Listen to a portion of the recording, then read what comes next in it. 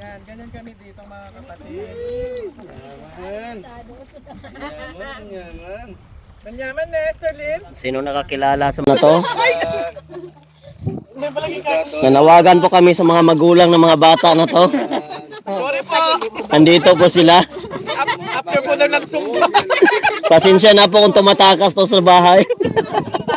Hindi nagpaalam. Maglit lang po sila sa... Sumaglit lang po. Tignan yung mga huli. Di ubos. Isda po. Kawawa yung isda. Kawawa yung isda. Buti tinirahan pa ng buto. Dahil masarap talagang inupuan ng mga ano eh. Sa Ruas Boulevard ba tayo? Daming tambay. Daming tambay. Sabi, ina-announce ko nga kung sino mga magulang nito. Sali po ako sa mga batang hamog. Ito po yung mga batang hamog na ano po yung mag-alagala sa Ruas Boulevard. Alisin nyo na po yan. Kung may mga ano, sino ba po? Alisin nyo na po yan. Kasi masarap. Kung sino ba po nakakilala sa mga batang ito, baka pwede pa pakiklaim ng mga anak ninyo. Sige na po, maawa na po kayo.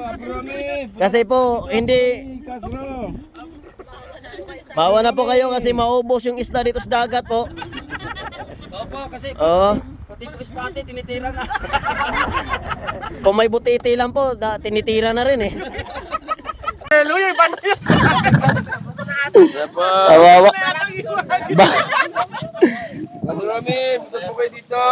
Baka nga sila na mismo yung tatalon dyan eh. Kaya na po lahati. Ito po kayo dito, alam niyo na ang lugar na to.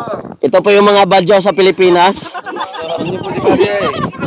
Medyo pamuti na po yung mga badyaw ngayon kasi... Ching, ching, ching, ching, ching, ching, ching. Ano Paano hindi ka mabubusog? Yaya sila ng yaya.